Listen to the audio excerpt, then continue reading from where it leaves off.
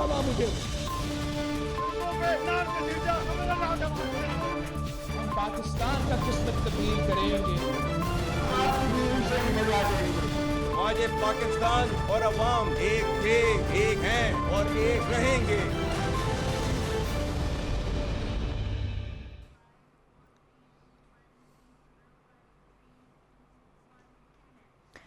जी अस्सलाम वालेकुम। प्रोग्राम में आज चंद अहम मुद्दात के हवाले से बात करेंगे। सबसे पहले एक लीगल केस की बात करेंगे, 63A नजर सानी केस, जो कि आज सुप्रीम कोर्ट में सुना जाना था, लेकिन तवक्कुआत के मुताबिक जस्टिस मुनीब अख्तर ने एक खत लिख दिया जिसको चीफ जस्टिस ने पढ़ के सुनाया। ये सारी सूरत हाल आप आज सारा दिन अपनी टेलीविजन स्क्रीन पे, मीडिया पे, सोशल मीडिया पे देख चुके होंगे। इसको ज़्यादा लंबी तमहीद बांधने की ज़रूरत नहीं है, लेकिन जो सवाल है बुनियादी आज के प्रोग्राम में उठाने वाला वो ये है कि अदलिया के जो अंदरूनी इख्तलाफात हैं, सुप्रीम कोर्ट का जो अंदरूनी सुप्रीम शिज़म इस वक्त नज़र आ रहा है, इसका नतीजा क्या निकलेगा, इसका अंजाम क्या निकलेगा। ये पहली बार हो रहा है, क्वाइट अनप्रेसिडेंटेड, के अदलिया में, सुप्रीम कोर्ट में जजेस एक दूसरे को खतूत लिख रहे हैं, आपसी खतूत लिख रहे हैं, और वो मीडिया पे, सोशल मीडिया पे जीनत बन रहे हैं, उस पर कमेंट्स हो रहे हैं। कहा यह जाता था हमेशा से ट्रेडिशनली एंड हिस्टोरिकली कि जजेस should be known by there verdicts, bye their decisions, they should speak through their verdicts. लेकिन यहाँ पर तो जजेस and perhaps the supreme court is speaking and talking through the letters of the जजेस from one two another. एक जज लिखता है, उसका जवाबी ख़त आता है, फिर ख़त आता है, फिर चिट्ठी आती है मीडिया पे, सोशल मीडिया पे। So what is this happening? इस सब का अंजाम क्या होगा? ये हम क्या देख रहे हैं? क्या इस वक्त कोई अदलिया का बहरान अपनी बिल्कुल पीक पे पहुंच चुका है, या अभी इसमें खुदा न खास्ता कोई मज़ीद बदतरी आएगी, और इसके बाद इसका अंजाम क्या है? यहाँ से मज़ीद उठान होगी या यहाँ से मज़ीद तनज़्ज़ुली की तरफ जाएगा, और उसका इम्पैक्ट क्या होगा पाकिस्तान के सिस्टम के ऊपर? सिस्टम में पार्लियामेंट भी ज़ाहिर है इसी का हिस्सा ही है। तो 63A की नज़रसानी केस का जो भी फैसला आए, उसका पार्लियामान के इख्तियारात, पार्लियामान की तक़सीम, पार्लियामान की फंक्शनिंग, उस पर क्या इम्पैक्ट होगा। और फिर मुख्तलिफ जो पॉलिटिकल केसेस लग जाते हैं, जिस पर डिबेट ये भी चल रही है कि जी एक कॉन्स्टिट्यूशनल कोर्ट होनी चाहिए जहाँ पे इस किस्म के कॉन्स्टिट्यूशनल मैटर जाने चाहिए।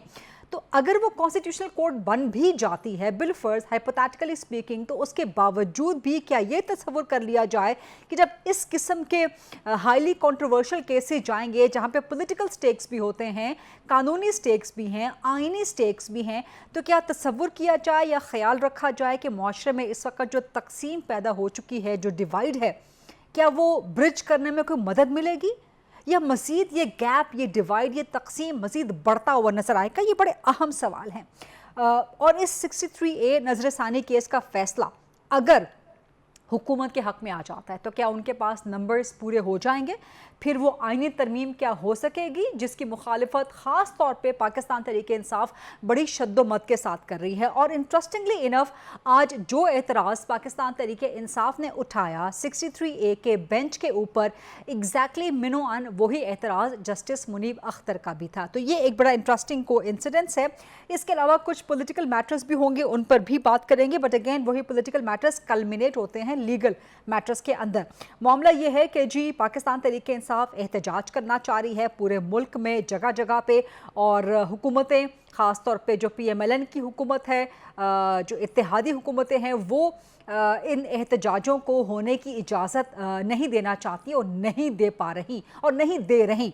और यही वजह है कि आज ये एक ख़बर आई है कि जो 8 सितंबर का पाकिस्तान तहरीक इंसाफ का इस्लामाबाद का जलसा था, उसमें जो तकारीर की गई, उस पर PTI की रहनुमाओं पे बगावत के मुकदमात गालिबन दर्ज किए जाएंगे।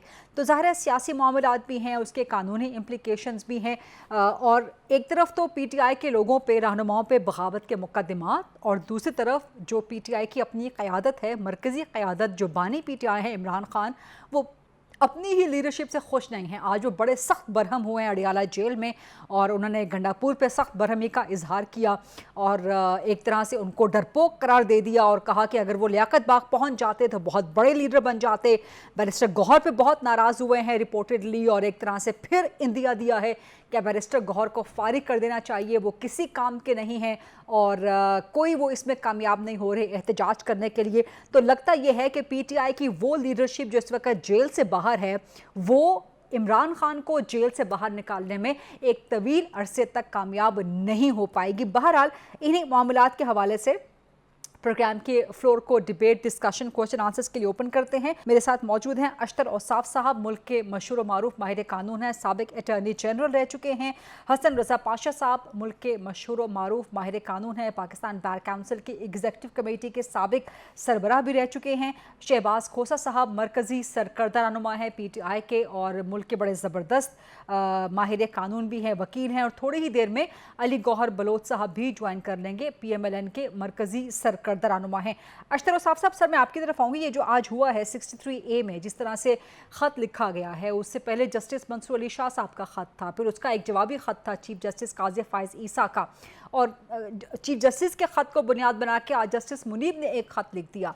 तो ये बहुत से मामलात आपस में गड़बड़ हो गए हैं कि अदलिया के अंदर, सुप्रीम कोर्ट के अंदर इख्तियारात की जंग है, कशमकश है, खतूत हैं जो कि मीडिया, सोशल मीडिया की ज़ीनत बन रहे हैं, और इस सब का इम्पैक्ट जो ये आइनी, कानूनी, सियासी केसेस हैं, इन पे क्या पड़ेगा? अख्तर औसाफ साहब। शुक्रिया। बहुत ही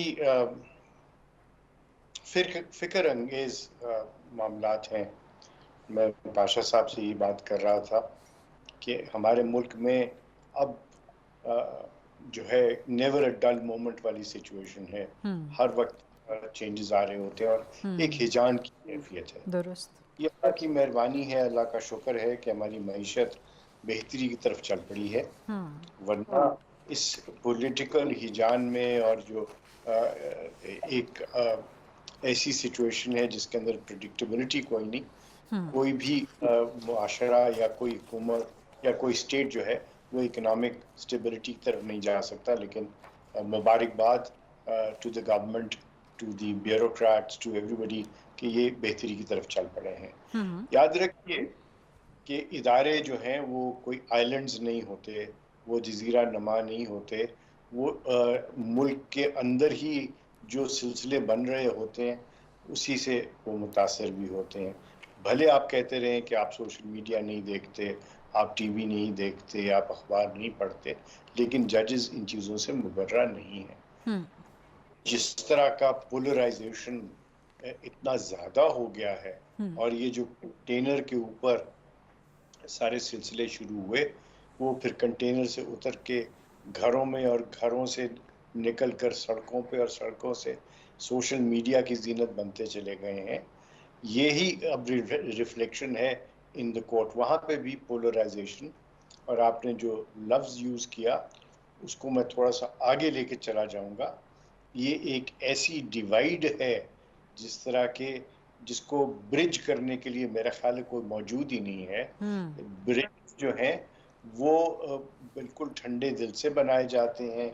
ब्रिजेस ऐसे लोग बनाते हैं जो कि दोनों तरफ काबिल कबूल हों, और ये मुझे फुकदान नज़र आ रहा है कि कोई भी, और ये बार एसोसिएशंस की एक बहुत भारी जिम्मेदारी है कि वो अपना इस किरदार को अदा करें और इसके अंदर ये सारा कुछ करें।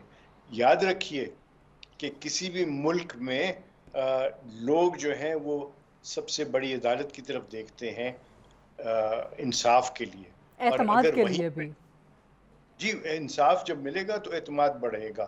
और अगर जजेस खुद कह रहे हों कि हमें इंसाफ नहीं मिल रहा, तो फिर क्या होगा? ठीक, फिर अफरा तफरी होगी और लोगों का एतबार उठ जाएगा। बिल्कुल ठीक, बिल्कुल ठीक। मैं यही मामला लेके शहबाज खोसा साहब मैं आपकी तरफ आऊँगी, क्योंकि जो अख्तर औसाफ ने बात की कि ये मामलात कंटेनर से शुरू हुए, वहाँ से ज़मीन पे आए, सड़कों पे आए, इदारों के अंदर फैले, अदलिया के अंदर भी ये चीज़ें फैल गई, तो आप समझ सकते हैं बखूबी कि इस गुफ्तगू का इशारा किस जानिब है। और यही चीज़ सामने रखते हुए आज ये सवाल भी उठाया जा रहा है कि interestingly enough, is this a happy coincidence, is this an interesting coincidence कि जस्टिस मुनीब अख्तर का भी वही एतराज़ जो पाकिस्तान तरीके इंसाफ का एतराज़ कि जी प्रैक्टिस एंड प्रोसीजर कमेटी और उसकी तश्कील, उसकी ऑर्डिनेंस में तरमीम वगैरह वगैरह। फिर ये भी एक सवाल किया जा रहा है कि जब एक मखसूस सियासी जमात की तरफ से कहा जाएगा कि जी फ़लाँ जज जो है वो उस पर दागदार हो चुके हैं। आज भी कहा है इमरान खान ने कि जी ये जस्टिस मुनीर प्रो मैक्स हो गए हैं, बहुत बड़ा इल्ज़ाम लगाया है काजी फ़ाइज़ ईसा पे। और जब ये कहा कि जी हमारी पॉलिटिकल पार्टी जस्टिस मंसूर की बैक पे खड़ी है, तो क्या ये अदलिया में एक पॉलिटिकल डिवाइड क्रिएट करने की कोशिश नज़र नहीं आती? शहबाज खोसा साहब। देखिए, ये जैसी भी कोशिश हो, जजेस को चाहिए कि इससे अबव इट रहें, और अगर हम इस एतराज को देखें तो ये एक लीगल एतराज था, और हमें इसको बजाय ये कि हम अदालतों को स्कैंडलाइज करें, कोई भी जमात करती है तो वो गलत करती है, ठीक। और हमें चाहिए कि उसको इन सब्सटेंस देखें। क्या एतराज लगाया गया मुनीब साहब की तरफ से, वो उन्होंने एक कानूनी नुक्ता उठाया है, और वही नुक्ता उस पर बड़ा लेजिटमेट बनता है। अब मेरे आपके साथ पैनल पे मेरे बड़े दोस्त जो हैं हमारे प्रोफेशन के, हम इनसे सीखते हैं बहुत कुछ, मौजूद हैं, तो वो बड़ा एक सिंपल सा नुक्ता है कि 3 बंदों की कमेटी है, एक्ट भी यही कहता है और ऑर्डिनेंस भी यही कहता है कि 3 जजेस डिसाइड करेंगे कि ये केसेस किसके पास लगेंगे, और एक्ट और ऑर्डिनेंस इस बात पे साइलेंट है कि अगर 3 नहीं पूरे होते किसी भी वजह से तो क्या ये 2 ऑर्डर कर सकते हैं या नहीं। अगर आप 63A का भी मामला देखें तो वो रिव्यू इसी बात पे किया गया है कि आइन में एक चीज मौजूद नहीं थी कि क्या ये वोट अगर अपनी पार्टी की मंशा के खिलाफ करते हैं तो डिस्क्वालीफाई तो होते हैं, ये तो लिखा हुआ था, मगर क्या ये वोट काउंट होगा या नहीं, ये तशरीह सुप्रीम कोर्ट ने की, मंसूर अली शाह साहब, ये बंदयाल साहब ने और मुनीब साहब के बेंच ने, कि ये वोट भी काउंट नहीं। तो वहां पे भी एक वैक्यूम को फिल किया अदालत ने, यहाँ पे भी क्या अदालत ये वैक्यूम फिल करने बैठी है। अगर ये डिसाइड करते हैं कि हाँ जी कमेटी जो है ये 2 बंदे डिसाइड कर सकती है, तो फिर इनको नामहाला ये डिसाइड करना चाहिए कि 63A में जो वैक्यूम सुप्रीम कोर्ट ने उस वक्त फिल किया और वोट जो है वो काउंट। खोसा साहब, आपकी आवाज़ ड्रॉप हो गई, आपकी तरफ मैं दोबारा आती हूँ। हसन रज़ा पातशाह साहब, आपकी तरफ मैं आऊँगी मामला लेके। 63A का केस बज़ाहिर जो आज हुआ है, ये सिर्फ एक दिन की कार्रवाई तो नहीं है ना, इसके पीछे एक पूरा बैकग्राउंडर है। उसमें पार्लियामान भी इन्वॉल्व हो जाती है, उसमें अदलिया के अंदरूनी जंग, अंदरूनी शिज़म, अंदरूनी डिवाइड भी जो है ना वो उसमें कार फरमा हो जाता है कि सारा मामला जाके रुकेगा कहाँ पे। फिर 300 वकीलों ने अलग से सुप्रीम कोर्ट, हाई कोर्ट के जजेस को ख़त लिख दिया है आईनी तरमीम के ख़िलाफ़। तो ये जो इस वक्त कशमकश, लड़ाई, तसादुम, जंग आपको नज़र आ रहा है पार्लियामान और अदलिया के दरमियान, पार्लियामान के अंदर भी, अदलिया का अंदरूनी भी, इसका अंजाम क्या होगा सर? बिस्मिल्लाहिर्रहमानिर्रहीम। सबसे पहले तो मैं इन 300 वकला की बात करूँगा जी। क्या ये कोई ऐसी कॉरपोरेट बॉडी है कि जो कि इस तरह की लेटरबाजी कर रहे हैं, किसी बार एसोसिएशन को, किसी बार काउंसिल को रिप्रेजेंट कर रहे हैं?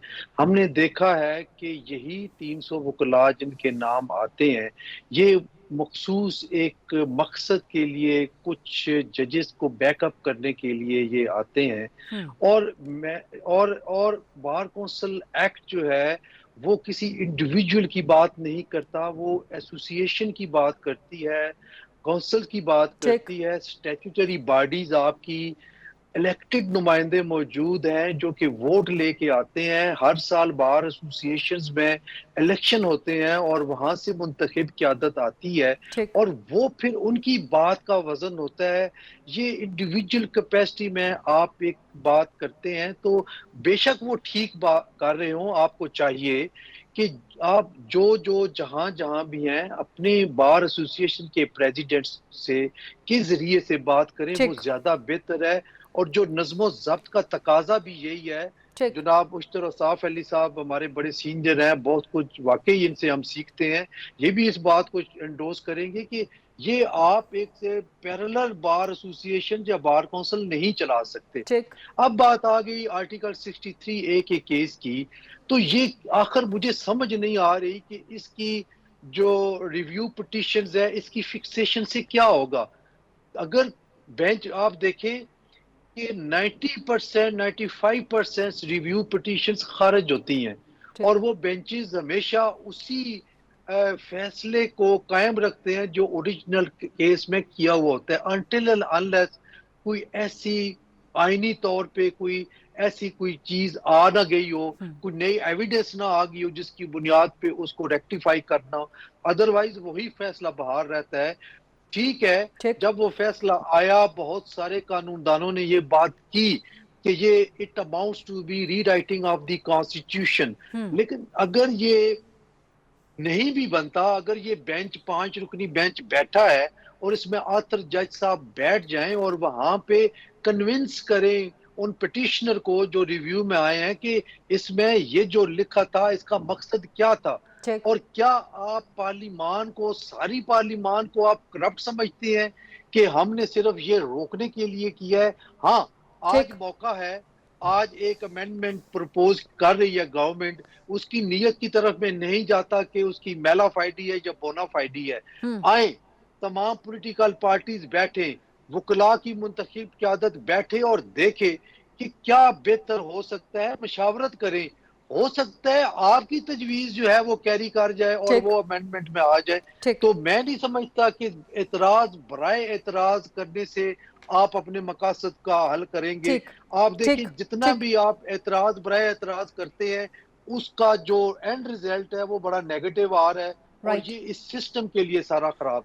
ये बहुत ज़बरदस्त बात पाशा साहब आप कर रहे हैं, लेकिन कि गुफ्तगू के बहुत से हिस्से से गालिबन PMLN डिसएग्री करेगी। So I will give the floor to Ali Gauhar Baloch साहब। बलोच साहब, इस वक्त जितना भी एक बहरान नज़र आ रहा है अदलिया का अंदरूनी भी, बैरूनी, पार्लियामान के साथ भी, पार्लियामान के अंदर भी जितना बहरान नज़र आ रहा है, इसकी दो तीन चीज़ें जो कि स्टेम होता है कि एक तो आप नए चीफ जस्टिस जो कि जस्टिस मंसूर अली शाह साहब होने चाहिए, उनकी तैनाती का नोटिफिकेशन अभी तक नहीं आ रहा। फिर जो आईनी तरमीम आप लोग लाना चाह रहे हैं, आईनी अदालत बनाना चाह रहे हैं, उसमें चीफ जस्टिस काजी फ़ायद ईसा को रिपोर्टेडली आप लोग लगाना चाह रहे हैं। तो ये सब कुछ उसी क्राइसिस के अंदर से स्टेम हो रहा है, जो कन्फ्यूजन क्रिएट हो रही है, जो आपस में एक बैड ब्लड क्रिएट हो रहा है। तो ये चीज़ें आप क्लैरिफाई कर दें। एक तो अगले चीफ का नोटिफिकेशन आप लोग ले आए, दूसरा आप कह दें कि जी हम चीफ जस्टिस काजी फ़ायद ईसा को रीअपॉइंट नहीं करेंगे। इसमें हर्ज क्या है? बिस्मिल्लाहिर्रहमानिर्रहीम। देखिए, बुनियादी तौर पर तो माशाल्लाह आज के आपके प्रोग्राम में बड़े मेरे दोस्त और सीनियर वकला बैठे हैं, और यकीनी तौर पर वो माहिर कानून हैं और कानूनी लिहाज से उनकी जो आरा हैं वो बड़ी अहमियत की हामिल है। लेकिन इसके साथ साथ मैं तो एक सियासी कारकुन की हैसियत से दो तीन गुजारिशात करूँगा। इसमें तो कोई दूसरी राय नहीं है कि जो 63A है इसकी जो तशरीह की गई थी उसमें दोबारा आइन को लिखा गया था, और ख़ास तौर पर उस अदलिया की जिस अदलिया से पूरा पाकिस्तान जो है वो इंसाफ की तवक्को रखता है। और जब भी बात की जाती है तो जाहिर है कि कानून और आइन की बालादस्ती की बात की जाती है, लेकिन ये एक इंतहाई अफसोसनाक बात है अगर अदालतों के ज़रिए ही आइन को दोबारा लिखा जाए और कानून साज इदारों, पार्लिमान के अंदर कानून साजी, जिनका काम कानून साजी करना। एक ब्रेक का वक्त भी हो चुका है, let's take a short quick break. वापस आते हैं, अली गौहर बलोच साहब का मुकम्मल जवाब लेते हैं। शहबाज खोसा साहब भी मौजूद हैं, अशतर ओसाफ साहब भी मौजूद हैं, हसन रजा पाशा साहब भी हैं। Let's take a short quick break and then come back.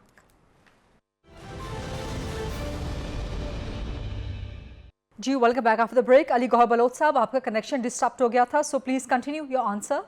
जी देखिए, मैं ये गुजारिश कर रहा था कि जो 63A को जिस तरह से कि जब हमजा शहबाज साहब चीफ मिनिस्टर थे तो उस वक्त भी आइन को दोबारा लिखा गया था। जब हम आइन की बालादस्ती की बात करते हैं, जब हम कानून की बालादस्ती की बात करते हैं, तो आला अदलिया पर भी जिम्मेदारी आयद होती है कि वो भी आइन की पासदारी करे। ना सिर्फ आइन की पासदारी करे बल्कि आइन की पासदारी होती हुई नजर भी आए। लेकिन अगर ये मतलब है कि चीज सामने आए और ये तासुर जाए कि अदलिया के जरिए आइन को दोबारा लिखा जा रहा है, तो ये तासुर भी गलत है। पार्लिमान का काम कानून साजी है, लेकिन यहाँ पर सूरत-ए-हाल ये है कि पार्लिमान एक कानून साजी के लिए जो है वो बिल भी अभी पेश नहीं करती, और उसके ऊपर अदलिया की तरफ से पहले स्टे ऑर्डर आ जाता है और उस कानून साजी को रोका जाता है।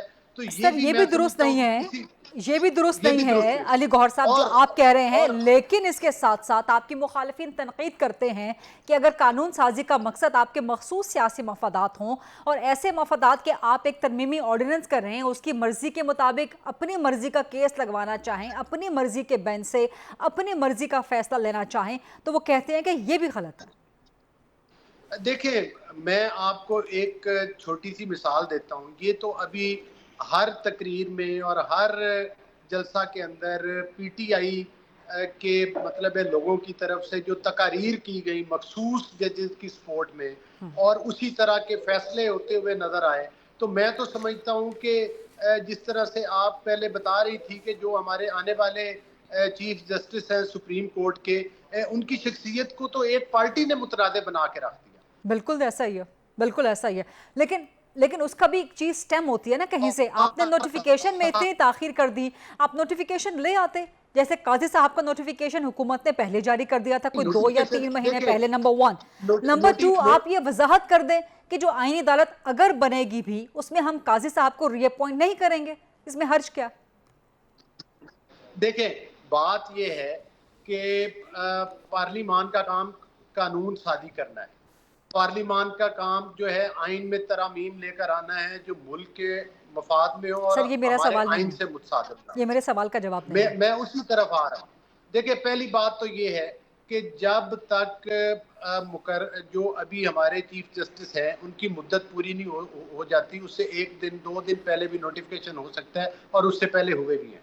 दूसरी मेरी गुजारिश ये है कि आइन में वादे लिखा हुआ है अदम एतमाद का। जिस तरह से जजेस ने फैसला किया 63A का और उन्होंने अदम एतमाद का रास्ता ही बंद कर दिया, तो मैं समझता हूं कि एक आइन की उन्होंने शिक को मुअत्तल कर दिया। फिर मेरी दूसरी गुजारिश ये है कि जिन 2 जजेस ने इख्तलाफ, मेरी गुजारिश सुन लेना, जिन 2 जजेस ने इख्तलाफी नोट दिया था उन्होंने आइन की शिकों का वादे लिखा कि अगर इस अक्सरियती फैसले पर अमल होता है तो आइन की फलां शिक को मुअत्तल करना पड़ेगा। उसको मुअत्तल करने के बाद इस फैसले के ऊपर, तो मैं समझता हूं कि यहाँ पर पार्लिमान का किरदार बड़ा कलीदी किरदार है कि वो अदा करे और इस बहरान से जो है वो निकाले जिससे कि पाकिस्तान के आइन की शक्ल को बिगाड़ा जा रहा है। इन्हीं अदालतों के जरिए परवेज मुशर्रफ को भी इजाजत दी गई थी कि वो आइन में तरमीम कर सकते हैं, और आपको याद होगा कि वो भी एक तारीखी फैसला आया था। वो कहां से आया था? वो अदालतों के जरिए आया था, वो किसी पार्लिमान के जरिए तो नहीं आया था। लेकिन मसला ये है सर, मसला ये है कि अभी सिर्फ आइन स्टेक पे नहीं है, जमहूरियत स्टेक पे लग चुकी है। जो बैलेंस है सिस्टम का वो इम्बैलेंस हो चुका है। अशतर उस्ताद साहब, सर मैं आपकी तरफ आऊंगी। ये डिबेट को अगर सुना जाए, ये डिबेट हम रोजाना कर रहे होते हैं अशतर उस्ताद साहब अपने प्रोग्राम्स में, इसका कोई सिरा कहीं से हाथ में नहीं आता। अब जो 63A का फैसला है, हुकूमत ने उससे उम्मीदें लगा ली हैं कि वहाँ से नंबर्स हमारे दोबारा से पूरे हो जाएंगे, हम वो आईनी तरमीम कर लेंगे। लेकिन जो मुखालिफ है इसके, वो बिल्कुल सर धड़ की बाजी लगाए बैठे हैं कि हमने ये आईनी तरमीम नहीं होने देनी, फिर हम सड़कों पे आएंगे, फिर हम एहतजाज करेंगे। जो आपने भी कहा कि पॉलिटिकल स्टेबिलिटी जब तक ना हो तो इकनॉमिक स्टेबिलिटी फिर नहीं आ सकती। फिर साथ ही साथ एहतजाज अगर करती है पॉलिटिकल पार्टीज़ तो उन पर बगावत के मुकदमात भी दर्ज हो रहे हैं। तो इसका तो कोई सिरा फिर हाथ में नहीं आ रहा सर, डायलॉग तो कहीं नज़र नहीं आ रहा। लोडेड क्वेश्चन है और बहुत सारे, असल में एक सवाल में आपने 5-6 सवाल कर दी। जल्दी बात करने की कोशिश करूंगा। सबसे पहले कि जो प्रैक्टिस एंड प्रोसीजर का कानून है उसके मुतालिक जो जजमेंट दिया गया था, वो जजमेंट ये था उससे पहले जिसकी वजह से जजमेंट लाना पड़ा, उस जजमेंट को वो कानून लेके आना पड़ा। उस जजमेंट में ये सुप्रीम कोर्ट ने तय कर दिया कि चीफ जस्टिस जो हैं वो मास्टर ऑफ रोल हैं। उसको, उसके इफेक्ट को नलिफाई करने के लिए, और वो सही किया उन्होंने। फिर ये कानून बनाया जिस कानून में लिखा है कि जजेस कमेटी होगी, चीफ जस्टिस मतलब अनान नहीं होंगे, he will not be a despot and he will have to then sit with 2 senior most जजेस। और उसके अंदर भी फिर अब चेंज लेके आए, as long as this law is there it has to be followed. जो हल्फ है जज का वो ये है कि मैं अपनी पसंद नापसंद, अपनी रग़बत या जो जिन चीज़ों को मैं नहीं पसंद करता उनको बालाए ताक रख करके मैं फैसला करूंगा कानून और आइन के। और कानून और आइन वो है जो मरवजा है, और जब तक कि वो सफाई स्टैट्यूट पे है उसके ऊपर अमल करना उनकी जिम्मेदारी। लेकिन sir, a supplementary question, what if that bench constitution committee is incomplete? What if just the 2 members are there? Right. So what is the quorum? The quorum is 2, right? ठीक। तो फिर What is the problem? अगर वो 3 भी बैठे हों, तो की मेजॉरिटी है ना, तो देर उसमें कोई सुकम नहीं है, कोई सुकम नहीं है। अच्छा। वरना तो ये होगा कि उसको नलिफाई करने के लिए एक साहब उठ के चले जाया करेंगे, तो फिर तो कभी कमेटी बैठेगी ना। सो जो कानून है, जो मरवजा बात है वो है ठीक कि जो मेजॉरिटी का फैसला है, तो अगर 2 हैं तो वो काफी है। ठीक। और अगर तीसरे जो है उसको नलीफाई नहीं कर सकते उठ के चले जाने से। ठीक। खोसा इस पॉइंट को नोट कर लीजिएगा। जी, दूसरी बात ये है कि जो मेरे बड़े हैं, मैं डिसएग्री तो कर नहीं सकता, मगर मेरा नहीं, मैं आपकी तरफ बाद में आऊंगी, जरा और साफ अपना जवाब कंप्लीट कर लें, फिर आऊंगी आपकी तरफ। खोसा तब तक नोट डाउन कर लीजिएगा बस। जी अशतर साहब। दूसरी बात ये कि आपने पोलराइजेशन की बात की, खोसा साहब भी पोलराइजेशन ही की बात के ऊपर तायद करेंगे, पाशा साहब ने भी की, बलोच साहब भी यही बात करेंगे कि पोलराइजेशन बात है। इसका हल क्या? इसका हल जो आपने फेडरल कॉन्स्टिट्यूशनल कोर्ट का हैत बनाई है उसके अंदर ही लिखा हुआ है हल। और वही हल मैं आज से 5-7 साल पहले से कह रहा हूँ कि सुप्रीम कोर्ट ऑफ पाकिस्तान को जब हम देखते हैं जो आइन में लिखा हुआ है, तो ना चीफ जस्टिस को कोई खसूसी इख्तियारात हैं, ना बेंचेस बनाने का कोई इख्तियार है। ठीक। मेरी ये बात नहीं मानी जाती थी। अब आप देखें कि उसका प्रैक्टिकल फायदा क्या था। अगर supreme court as a whole बैठ के सारी केसेस सुना करे तो किसी को क्या एतराज होगा? किसी एक जज पे भी एतराज नहीं होगा, क्योंकि वो एज एक कोर्ट बैठे होंगे। कलेक्टिव विजडम से बेहतर कोई चीज नहीं है। तो अमेरिका में भी यही सिचुएशन है। वहां पे भी कोई बेंचेस की बात नहीं। हिंदुस्तान में बेंचेस की बात है, इसलिए वो बेंचेस में बैठते हैं। हाई कोर्ट में बेंचेस की बात है, इसलिए वो बेंचेस में बैठते हैं। मेरा नजरिया, मेरी सोच, और मैं हमेशा ये बात कहता रहा हूँ कि सुप्रीम को आप निकाल लीजिए, मेरे क्लिप्स भी निकाल लें, मैंने ये बात बिल्कुल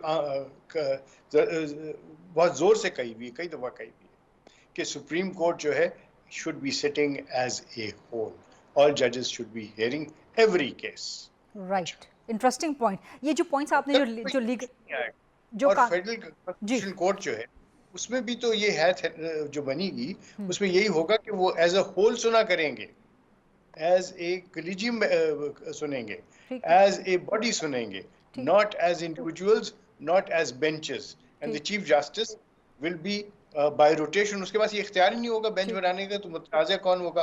कोई भी नहीं। फिर अगली बात आप सुन लीजिए जल्दी से, वो ये है कि कॉन्स्टिट्यूशन को राइट करना या रीराइट करना, राइट करना या रीराइट करना पार्लियामेंट का काम है। और बहुत अच्छी बात खोसा साहब ने की थी, मैं उसकी तायद करूंगा कि वैक्यूम्स जब आ जाएं तो उसको फिल करना कोर्ट का काम नहीं है। और एक दफा नहीं, कई दफा कोर्ट कह चुकी है कि हम कोई लकूना को, कोई वैक्यूम को फिल नहीं करेंगे, वो पार्लियामेंट का काम है। ठीक। लेकिन इंटरेस्टिंगली जहां पर वैक्यूम्स आते हैं वहीं पर खोसा साहब की जो पॉलिटिकल पार्टी है पीटीआई, फिर वही सुप्रीम कोर्ट में जाती हुई नजर आती है। अशतर साहब आपकी इजाजत से सर एक ब्रेक लेते हैं। जो लीगल कानूनी निकात आपने उठाए हैं इसका जवाब खोसा साहब से लेते हैं और हसन पाशा साहब का भी कमेंट लेंगे। मजीद मैटर्स पे अली गौहर बलोच साहब भी मौजूद हैं। Stay with us, let's take this short quick break, then come back. जी welcome back after the break. Shehbaz Khosa साहब आपने पॉइंट्स नोट कर लिए जो अशतर साहब इलेबोरेट कर रहे थे, खासतौर पर ये कि जो 3 रुकनी कमेटी है बेंच कॉन्स्टिट्यूशन, उसमें एक मेंबर के ना होने से फ़र्क नहीं पड़ता। इसी को बुनियाद बना के आपकी पार्टी ने आज एतराज़ जमा करवाया और इसी को बुनियाद बना के जस्टिस मुनीर ने आज ख़त लिखा जिस पर 63A की आज हियरिंग नहीं हो सकी। So would you agree what Ashtar साहब हैज़ एलैबोरेटेड प्लीज़? देखिए, अशतर साहब मेरे सीनियर हैं, मैं इनसे डिसएग्री तो कर नहीं सकता, बट मैं ओपिनियन अपना एक जरूर इस पे दूंगा कि ये जो वैक्यूम की बात हो रही है, ये वैक्यूम है, इस एक्ट में भी वैक्यूम है और ऑर्डिनेंस में भी वैक्यूम है। और यही एतराज 63A की परवेज इलाही वर्सेस हमजा शहबाज शरीफ वाली जजमेंट पे है PMLN का कि कॉन्स्टिट्यूशन साइलेंट है कि वोट जो है डिफेक्शन अगर होगी और वो वोट दे देगा दूसरी साइड पर, तो क्या वोट काउंट होगा या नहीं होगा, ये नहीं लिखा हुआ कि वोट काउंट होगा या नहीं होगा, बट ये लिखा हुआ है कि वो इस बात पर डिस्क्वालीफाई हो जाएगा। तो कोर्ट्स ने वो वॉइड फिल किया, वो इसलिए फिल किया क्योंकि 14वीं तरमीम में ये डिफेक्शन क्लॉज आया, फिर ये LFO में 1997। खोसा साहब वो ये भी तो कहते हैं ना कि अगर वोट काउंट नहीं होगा तो फिर अदम एतमाद का तो एसेंस ही खत्म हो जाएगा ना, फिर अदम एतमाद तो रहेगी नहीं ना आइन के तहत। देखें, ये तो अगर यही आपने रीड करना है, ये अदालत का काम है सही फैसला करना, गलत करना। अगर यही रीड करना है, अगर यही रैशनल है कि वैक्यूम हम फिल नहीं कर सकती हैं अदालतें, ये ठीक होगा रैशनल, तो फिर ये रैशनल आप इधर भी अप्लाई करेंगे, ये रैशनल आप इस पे भी अप्लाई करेंगे। ये जो ऑर्डिनेंस आया है जिसमें 3 जजेस का लिखा हुआ है कि वो डिसाइड करेंगे कहाँ लगेगा, वो 2 जजेस का नहीं लिखा हुआ है, डिसीजन 3 जजेस का लिखा हुआ है। तो क्या फिर आप करेंगे वैक्यूम? इधर आप फिल करेंगे, इधर आप कहेंगे कि कोर्ट फिल कर सकती है वैक्यूम, और उधर आप कहेंगे कि कोर्ट फिल नहीं कर सकती। सर यही तो अख्तर साहब कह रहे हैं ना कि वोट काउंट नहीं होगा, फर्क नहीं पड़ेगा, चाहे 3 रुकनी कमेटी हो चाहे जो भी हो, वहां पर भी यही रैशनल अप्लाई कर लेना। दोनों जगह यही रैशनल है ना। तो अगर यही रैशनल है तो फिर आप अभी नहीं, आप बेंच नहीं बिठा सकते जब तक ये फिल नहीं करती पार्लियामेंट या। लेकिन फिर तो अख्तर साहब सब ठीक कह रहे हैं ना, फिर किसी भी वक्त पे अगर एक मेंबर कमेटी का वॉकआउट कर जाए तो इसका मतलब ये होगा कि उसने वीटो कर दिया 2 के डिसीजन को। ये वैक्यूम कानून में मौजूद है, इसको एड्रेस करने की जरूरत है।